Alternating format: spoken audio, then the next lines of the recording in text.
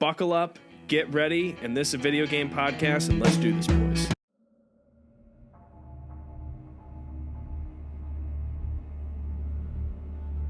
Gears Tactics on the... You said that wrong. Gears. Thank you. Gears. Tactics on the PC. I'm just going to quickly kind of go through what Gears is real quick. Well, not the series. The series is a long-running shooter series made by Epic Games, but then bought by Microsoft, and Microsoft's kind of fooling around with it. Anyway, so Gears Tactics, think of XCOM and Mario Rabbids had a baby, and then they brought the Gears guy in with the chainsaw, and that's pretty much what you get. So similar to XCOM, has all the Overwatch stuff, kind of has the map. Sounds very gory. Running around. Yeah, stuff like that. Maze, I think of it as like Yoshi's franchises with Nintendo. They just try different shit with this. Like they had the Funko Pop one. They had like Pop. Gears Funko Pop. It's like their first party lineup trial. Except trial by the fire. only difference is that with Yoshi, you can get away with cute and cuddly. You can't get away with that with Marcus Fenix and the fucking Funko Pop. And Some Maze, people like it. And Maze, and GameStop instead of Mario and Rabbids, where you're chasing after like the Donkey Kong Rabbid, who's just like a nice cuddly bad guy, you're chasing after Ukon, who's making all these monsters, and you got a chainsaw and you're just ripping their heads off. Love it. Perfect analogy. Now, all right, take us through, Tim. How is it? What's it about? Okay. Is Marcus in it? So there's not spoiling anything. You kind of got, so it starts off, you got 3 acts. Great game, great boss fights. The game starts off, you are kind of it's you and another, you and Sid, these two guys kind of going through, you realize real quick there's this bad guy, Yukon. It takes place about 20 years before the original Gears. It kind of shows you kind of how he's kind of creating these monsters, and the monsters are kind of some of the monsters that we see in the Gears series. You know, the Locust, bad guys, boom. So now kind of just driving through that, the game kind of takes place, once again, like I said, over 3 acts. It goes to different locations. But for the most part, the one thing I will say is the location variation doesn't really change too much. It's kind of just like, oh, you're in a desert. Oh, you're kind of in a red desert now. And, oh, you're in a darker desert. So there's no like jungle or No. any crazy big change, like ice planet stuff or... No. I'm not familiar with Gears, so... Yeah. So now, the art style, I do like the art style. I think, so the game kind of plays like a similar Gears game where there's cutscenes in between the levels. The game plays like XCOM. The minute-to-minute gameplay is great. It's just like I said, it's just like XCOM, except they add these twists. Maze, for guys like you that love Gears, they have the chainsaw, and honestly, I think that's the best part of the game. You can kind of go through, and if the enemy gets a critical, you can use the chainsaw on it, and all your teammates get a bonus move. So I think like stuff like that is really cool. There's also crates around the level that you can find and you can open, and they give your guys new equipment. That's really cool. Now that's some of the good part. I think the game mixes it up. They also add Coltrane.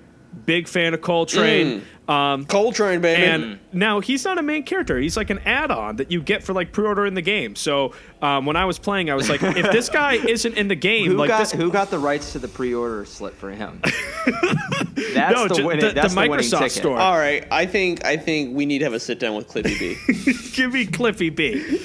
This is an atrocity money that grab. I will not stand for. Now, okay, so I said some of the good things. I think the gameplay's great. I think the story is decent for what it is. It's Gears. It's not like it's not going to win like I was about to say a Nobel Peace Prize, but that's not what this would be. Well, maybe you're fighting for that piece. But you know what I mean? It's not going to win like a prize about like, it's not going to win like an Emmy or like one of those like prizes they give out to like the best story or whatever, you know? All right, so lay it on me, Tim. How does General Rom ruin this for us? And what is it going to win? Is there anything it's going to win this year? So I think it is a really good tactics game, but it makes me wonder where, there's other tactics games coming out this year. I believe, I'm blocking out the name, but there's other ones coming out this year, but kind of going back to the main facet of the game. The game brings a lot of cool ideas. I talked about that. I talked about that chainsaw. I think that's awesome. I talked about the hero characters. I think they have like a lot of cool things in the game. Like Coltrane, Maze, you'll love this. Like when you do a move and you kill somebody with him, he has his bayonet because every kind of character has a different, tool set, kind of just like Fire Emblem, just like XCOM. But when he stabs somebody, he kind of just screams Coltrane stuff. I love it. So now that's awesome. Kind of the little bits and the minute-to-minute gameplay. The bad part about the game is some of the stuff they kind of do in between. For instance, they have side quests that are absolutely mandatory. So, for instance, we'll talk about Act 2. We'll zoom in on that.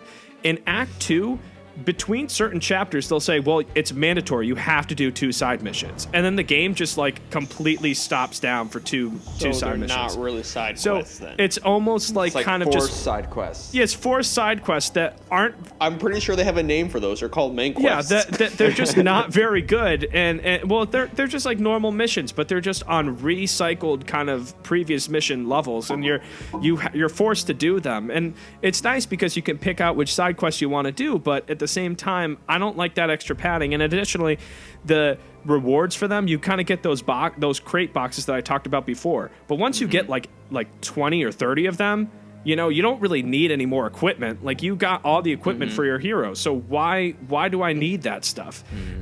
Essentially, now, Tim, where this becomes a problem is how long is the game? Are you good at games like 25 hours?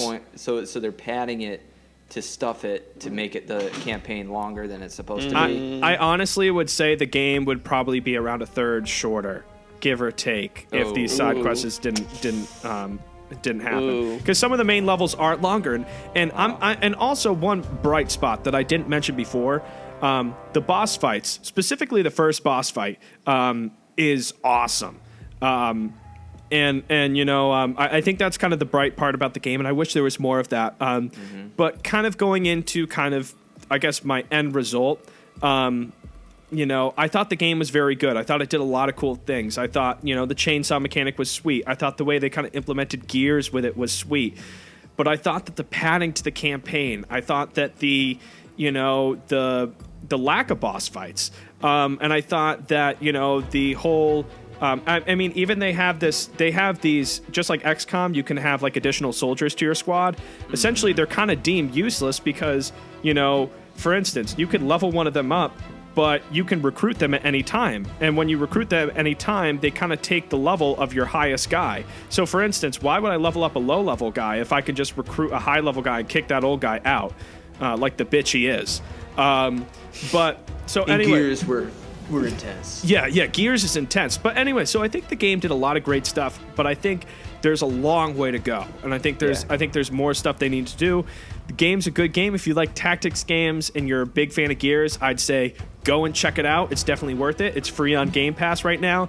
If not, I would say, there's better games out there. I think would you would recommend a Fire Emblem before this, or I think Fire Emblem Rabbids? Well, I think Fire Emblem's a different tact entirely. But if we're kind of going through recommending games similar to this, I'd recommend XCOM 2 over this. I'd recommend Mario and Rabbids over this.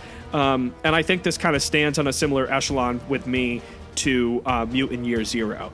Both good games, did some things great, did some things bad, but still kind of just decent, but not quite there yet. Like a B or C tier, like a C plus. Yeah, tier. Yeah. So and with that being said, I give the game a 7 exactly, which is a weird score. I like to giving the point scores, but I'm going to give it a 7 exactly, and here's why.